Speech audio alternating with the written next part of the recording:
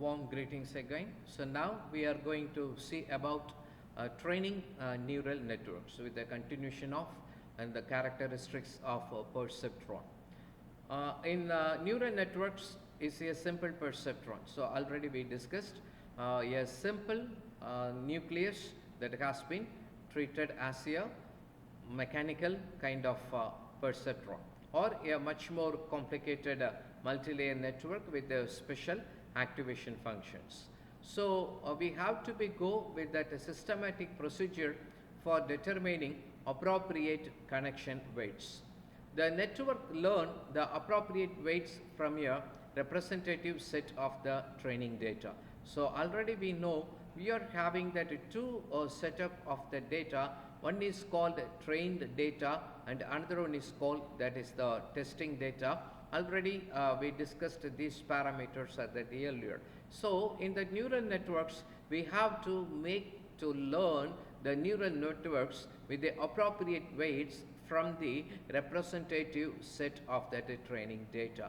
So that is a very important parameter that's happening in the neural networks. So every neural networks must learn that appropriate parameters through by the weights.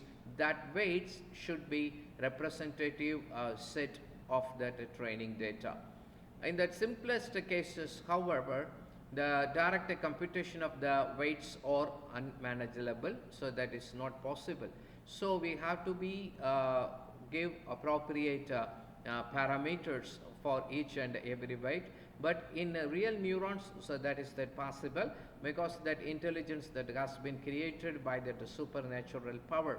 But when we are implementing the same activity of the neurons into that machine, it's having little bit of complexity. So the direct computation of the weights are really unmanageable one.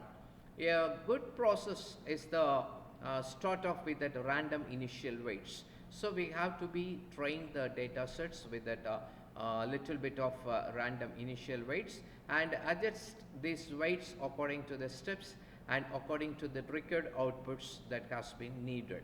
So we have to be initiated with that one random weights and we have to be look out for that output, and we according to that output we have to be retuned or the rearrange that is the initial weights. Now we have to see a perceptron introduction. A perceptron is a neural network unit. It's having that certain computations to detect that the features or the business intelligence in the input data. So a perceptron is an algorithm for supervised learning of the binary classifier. So already we said that this perceptron is working on the concepts of that binary classification method, and there we can able to use the logical components already we learned. It may be either in that AND gate operator, or it may be that OR operator, or it may be that exclusive OR operator. So depending upon the situation, you are having the choice to select the appropriate logical components for your perceptron. So the perceptron algorithm that is comes under the category of the supervised learning. So this algorithm enables the neurons to learn and process the elements in the training set one at a time. So already I said this an example several times, how the baby is learning to say the first word of mom and dad. The same way we have to train the system according to the weights. Just we have to train the neurons and the process of that elements in the training on that one time. So in that baby also we have to ask that baby to say one word a day or that one word for a couple of days. So on these days the baby will learn these words and try to reproduce the same word what that mom is teaching to her child. A single artificial neurons that computes its weighted input and uses a threshold activation function. And continually we have to see that the schematic representation of that perceptron. So we are having that several inputs that may varying from 1, x1, x2 up to that xm. For that each input we have to be assigned the random weights. Already we discussed how we have to be assigned that random weights.